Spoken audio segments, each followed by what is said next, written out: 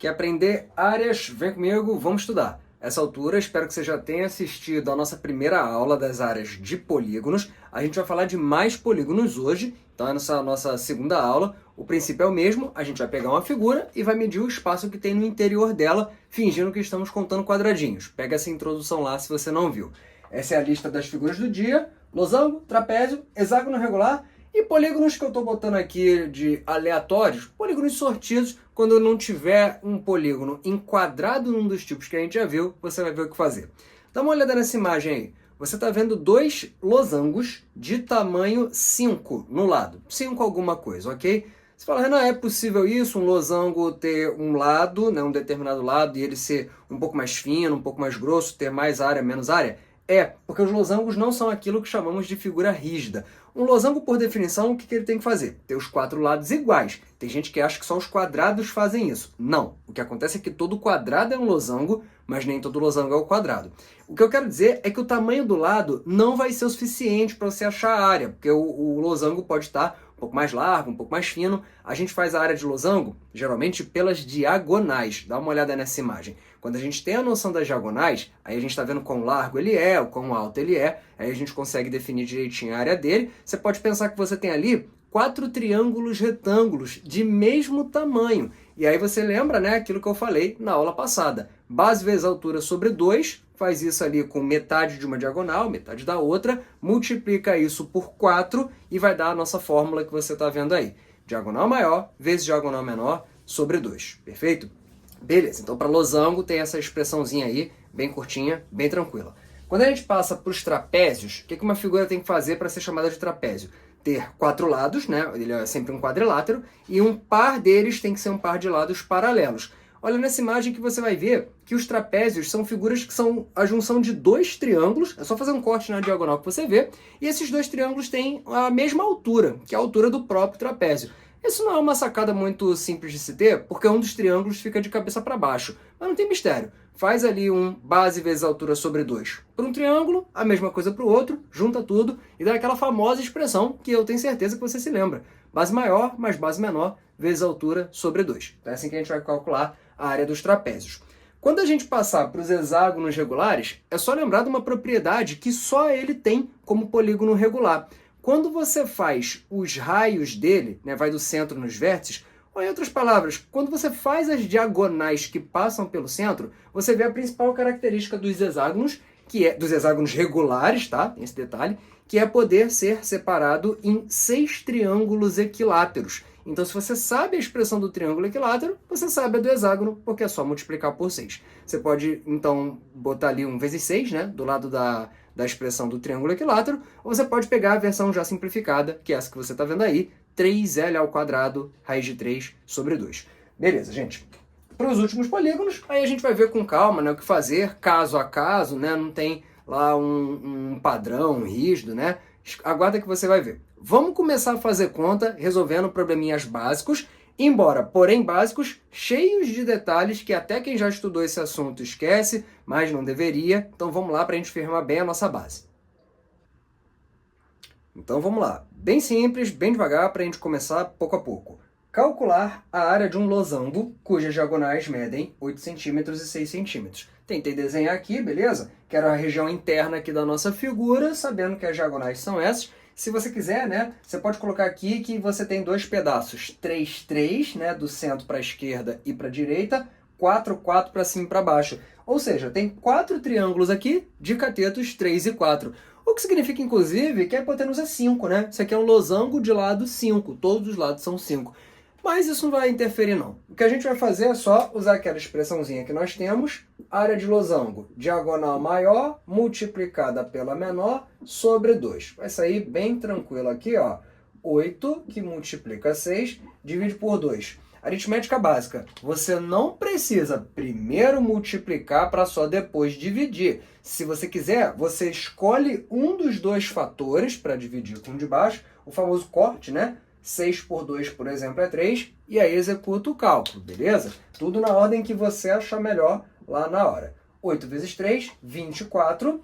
Como aqui as medidas estão em centímetro, 24 centímetros quadrados. Nossa resposta, a área desse primeiro losango aí. Então, um primeiro, bem fácil. Vamos para um próximo.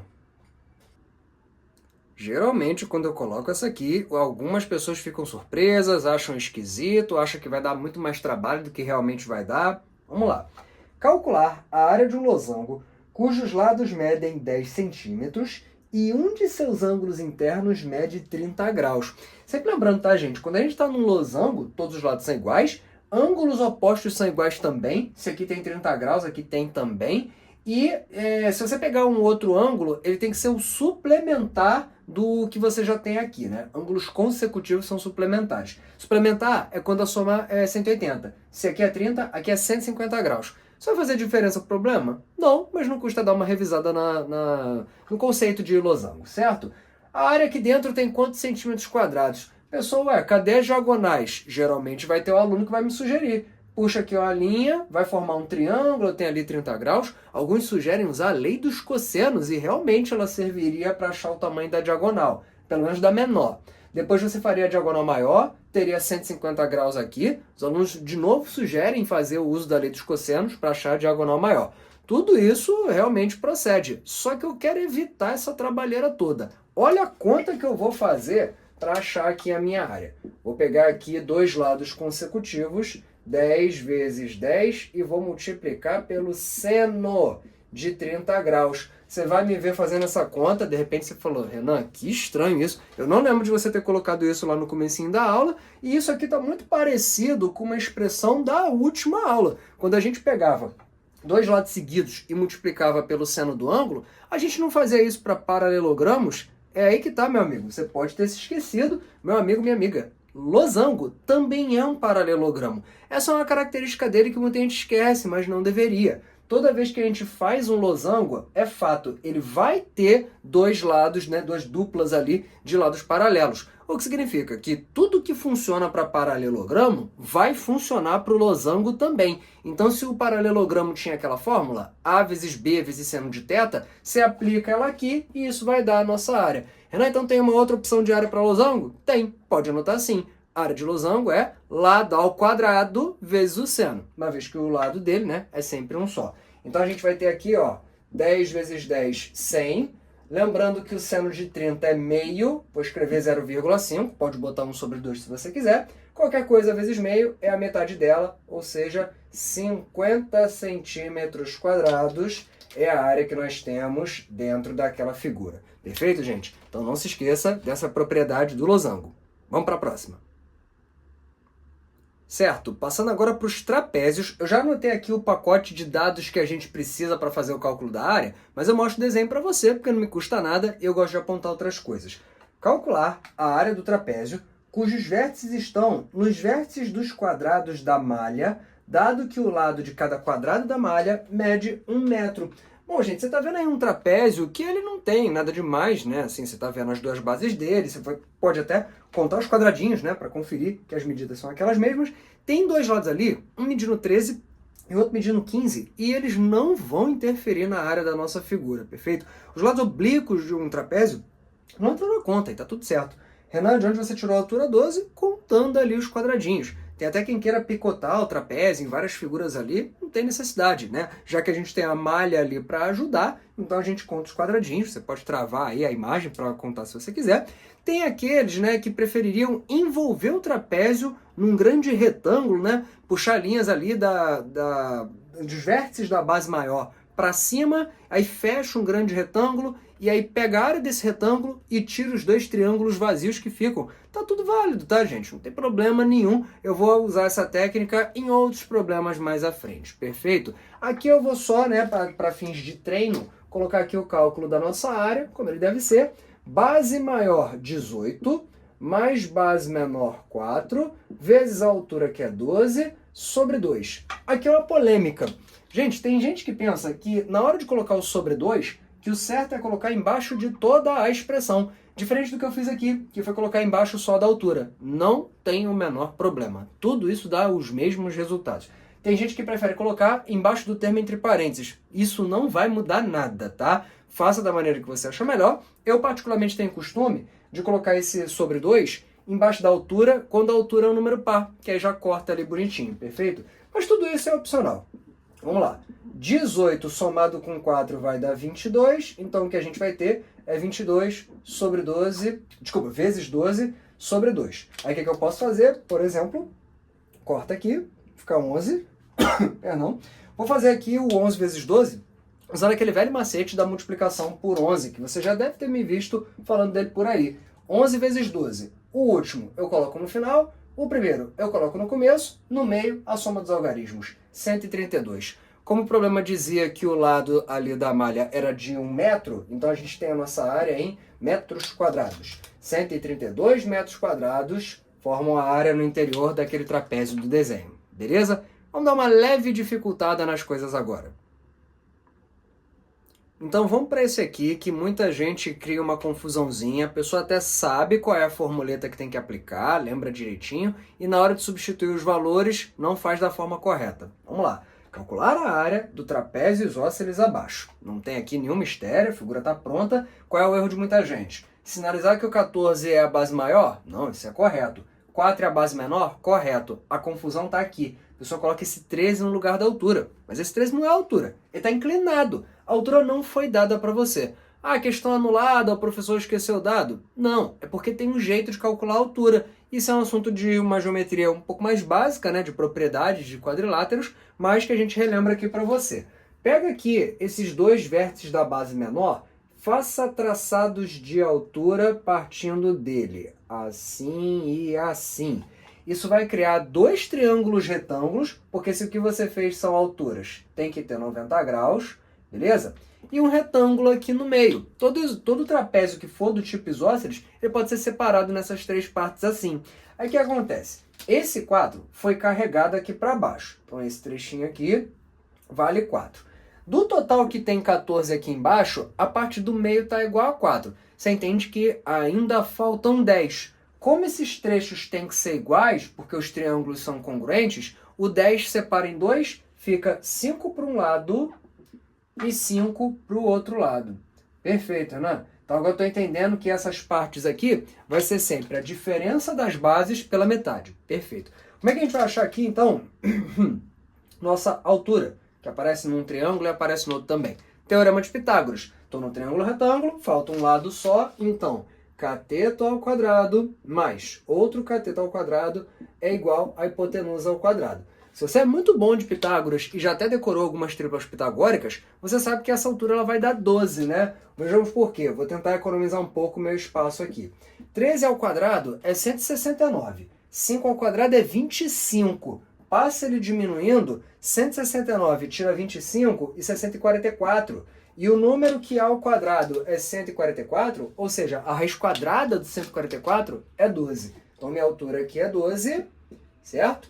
Obtida via Teorema de Pitágoras. Isso não é a resposta, né? Mas é um elemento que eu precisava para calcular a minha área de fato. Então agora sim, ó, logo a área desse trapézio vai ser base maior mais menor. Vamos botar direto, ó, 14 mais 4, 18.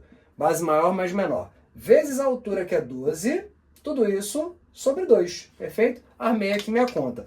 Posso cortar, por exemplo, o 12 com 2, que aqui fica 6. Se quiser cortar o 18 com 2, botando ali um 9, tá tudo bem. O importante é que só pode um de cima com um de baixo. Então eu tenho aqui 6 vezes 18. 6 vezes 10 é 60, 6 vezes 8, 48, somou 60 com 48, 108. Perfeito? Como estava sem unidade de medida, vou colocar o bom e velho UA. Unidades de área. Alguma unidade ali em comum, aquelas medidas tinham. Tá aqui então nossa resposta. Então a partir de agora você vai sempre se lembrar. Se o trapézio for do tipo isósceles, tem que tomar o cuidado de não confundir o lado oblíquo com a altura, beleza? Vamos dar sequência aqui às nossas áreas. Beleza, vamos falar dos hexágonos agora. Até fiz um desenhozinho aqui, não está nada perfeito, mas é para ajudar você a lembrar da lógica. Quando a gente tiver com hexágono regular, a gente vai ter dentro dele 6 triângulos equiláteros. Isso é só para ajudar a lembrar, para reforçar você. Isso gera essa expressão ou essa, tem quem prefira essa, porque lembra o triângulo equilátero multiplicado por 6, tem quem prefira essa, que é a versão já simplificada dessa, tá tudo certo. Estou botando aqui letras A e B para você ver aí, né? Calcular a área de um hexágono regular, cujo lado mede. E aí eu botei letras A e B, gente, para ver se você se espanta com a resposta ou não. 4 centímetros é o caso do lado do nosso hexágono para a letra A. Então, o que eu vou fazer? Eu vou pegar essa expressão aqui, no lugar do lado, vou colocar um 4. Eu vou ter aqui, ó, área igual a 3 vezes 4 ao quadrado, raiz de 3 sobre 2. Tentando pular aqui alguma etapa, deixa eu ver se eu consigo, ó. 4 ao quadrado, um recado, ó, não pode cortar esse 4 com esse 2, porque o 4 está numa potência e potência vem antes de divisão. Beleza. 4 ao quadrado é 16. 16 você divide por 2, dá 8. Multiplica por 3, 24. E com essa raiz de 3 aqui, fica 24 raiz de 3. Como a unidade estava em centímetros quadrados, esse número simpatiquinho aqui, né? 24 raiz de 3 é a nossa área. Ô, Renan, você está dizendo que se o lado, por acaso, for um número ímpar, não vai ter como dividir por esse 2, vai ficar um resultado que, além da raiz, vai ter um número embaixo ali, incomodando, virando uma fração? É exatamente isso, cara. Não tem nada que a gente possa fazer nesse sentido. Beleza, tá aqui a área do nosso polígono da letra A. Lembrando que se você quiser um valor aproximado, é só lembrar que o raiz de 3 é aproximadamente 1,7. Aí você teria que fazer 24 vezes 1,7 para ter uma noção ali, né, do quanto que isso deu na forma decimal. Beleza. Por que eu fiz questão de colocar uma letra B? Sendo que é assim, gente, o lado agora na letra B é um lado de 8 centímetros. Vai fazer a mesma coisa com o lado 8. Erro de principiante. A pessoa acha que como aqui o lado é 4 e aqui o lado é 8, dobrou o lado, muita gente acha que a resposta vai ser o dobro da anterior, mas não é. O resultado vai ser o quádruplo do anterior. Já comento sobre isso. Nossa área aqui na letra B vai ser, ó, usando aqui a formuleta com 8 no lugar do L. 3 vezes 8 ao quadrado, raiz de 3 sobre 2. Beleza. Como o meu espaço aqui está acabando, deixa eu ver se eu consigo alguma coisa de cabeça, ó. 8 ao quadrado é 64. 64 dividido por 2, 32. E 32 multiplicado por 3, 96. Com essa raiz de 3 aqui que não aconteceu nada, 96 raiz de 3 centímetros quadrados é a resposta da letra B. Compara o hexágono da letra A com o da letra B. 96 raiz de 3 não é o dobro de 24 raiz de 3. É 4 vezes o resultado anterior. Isso não é coincidência, isso acontece com qualquer dupla de figuras que tenham semelhança e dois polígonos regulares sempre são semelhantes, e aí a gente tem que elevar a razão de semelhança ao quadrado. Isso é um assunto da próxima aula, mas desde já eu já estou comentando que tipo de coisa pode acontecer, beleza? Então tá aqui um exemplozinho com os nossos hexágonos, vamos dar sequência aqui para a nossa aula. Certo, gente, já encaminhando aqui para o fim da nossa aula, vou trazer dois polígonos que não constam na lista que você viu.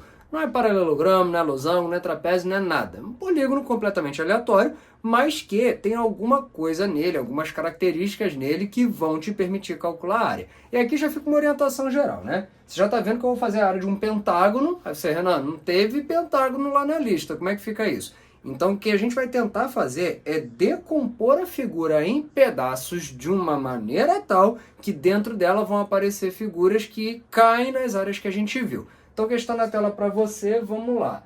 O lado inferior do pentágono abaixo mede 8 centímetros e todos os demais lados medem 5 centímetros. Calcule a área desse polígono. Você percebeu um detalhe, né? Tem dois ângulos de 90 graus ali na base dessa figura e isso vai fazer diferença para a gente. Fórmula para pentágono, não tem. Mas como aqui tem dois ângulos de 90 graus e dois lados de mesma medida, isso me faz concluir uma coisa sem dificuldade. Esse ponto aqui e esse ponto aqui, eles estão igualmente altos. Se eles estão igualmente altos, eu posso cortar a figura em duas partes, ligando esse ponto nesse, e aí como é que a gente vai trabalhar? Com um retângulo na parte inferior e um triângulo na parte superior. A área do retângulo vai ser 8 vezes 5, isso não é o problema aqui. O problema mesmo vai ser a área do triângulo, mas vamos com calma. Qual vai ser a medida da base desse triângulo? A base desse triângulo vai ser o mesmo 8 que está ali embaixo, já que o que ficou aqui, né, é uma figura retangular. Agora, para achar a área de triângulo, eu não tenho que fazer base vezes altura sobre 2? Cadê a altura? Triângulo isósceles não vamos dar mole, né, gente? Esse 5 aqui, muita gente coloca ele no lugar da altura, porque vê ali a medida, acha que tem que fazer parte do cálculo, mas não é bem assim. A altura tem que sair de um vértice e chegar na base fazendo 90 graus. Ou seja, antes de calcular a área do triângulo, vou chamar de x aqui essa medida, e você, na sagacidade de quem já estudou o assunto, já deve estar até vendo quanto é que vai dar esse x aqui. Repara, se esse ponto é o pé da altura, e isso aqui é 8, e o triângulo é isósceles, é porque esse 8 ficou separado em dois pedaços que medem 4. Então, como é que eu vou obter o x? Pelo Teorema de Pitágoras. O Teorema de Pitágoras diz que a soma dos quadrados dos catetos é igual ao quadrado da hipotenusa, mas a gente espera que depois de certo tempo você já tenha memorizado certos triângulos, né, certas triplas pitagóricas. Essa é a famosa 3, 4, 5. Então você vê um 5 na hipotenusa, 4 no cateto, você já sabe que o outro cateto tem que medir 3. Se você não souber, leva aqui ao quadrado, passa diminuindo, aquela coisa toda, né? Vou botar aqui direto que o nosso x é igual a 3, beleza? Aí sim, aí a partir de agora eu tenho os ingredientes necessários para o cálculo da área do pentágono como um todo. A área que a gente quer vai ser 8 vezes 5 do retângulo que eu mencionei, mais a área do triângulo que tem base 8, altura 3, como acabei de descobrir, base vezes altura sobre 2. Essa é a conta que vai levar a gente naquela área. Então a gente vai ter aqui a primeira parcela, 8 vezes 5, 40. Segunda parcela, 8 vezes 3 sobre 2. 8 por 2 é 4, que vezes 3 é 12. Total, 52 centímetros quadrados é a nossa resposta aqui. Perfeito, gente? Então tá aqui a técnica mais comum que a gente tem para todo polígono que não se enquadra em nenhum dos tipos que constam no nosso formulário. A gente tenta colocar ali dentro dele, né, figuras que correspondam ao que a gente viu. Tem quem pense ao contrário, tudo vai ser um grande depende se você pegar um polígono, né, aleatório. Tem gente, por exemplo, que diria, Renan, suba essa linha, depois chego para o lado. Suba essa linha, depois chego para o lado. Posso fazer um retângulo maior do que o que você fez? Subtraído de triângulos? Pode, não tem problema nenhum. Se você achar que é o caso completar a figura por fora e subtrair pedaços, também não tem problema nenhum, você chega na mesma conclusão, beleza? Vamos para o último polígono para encerrar nossa aula. O que você vai ver agora é uma adaptação de um polígono que uma vez caiu no Enem. As medidas não eram exatamente essas, mas a ideia era a mesma, tá? Eu é que fiz aqui uma adaptação. Questão na tela para você. Calcule a área do quadrilátero abaixo, em que as medidas de todos os seus lados estão indicadas e 2 de seus ângulos são retos, conforme indicado.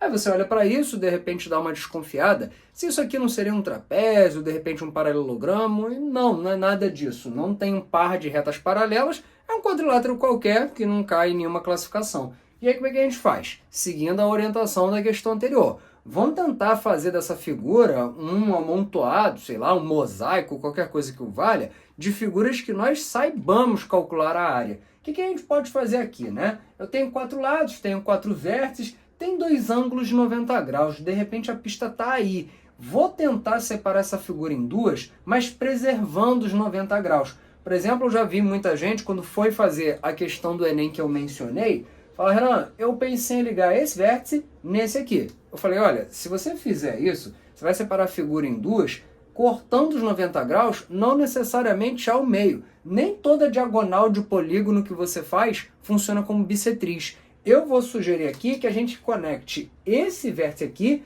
nesse aqui, porque ao fazer isso, eu vou separar a figura em duas sem encostar nos 90 graus. E o que eu vou perceber? Que o que antes era um quadrilátero são agora 2 triângulos, e mais do que isso, são 2 triângulos retângulos. E melhor, 2 triângulos retângulos em que nós sabemos as medidas dos catetos. E se a gente sabe as medidas dos catetos, você vai lembrar, né, da aula passada. Cateto 1 vezes cateto 2 sobre 2 é a área de um triângulo retângulo, né? Porque os catetos servem como base a altura, uma vez que eles estão fazendo 90 graus. Fiz essa separação, a área que eu estou querendo vai ficar assim.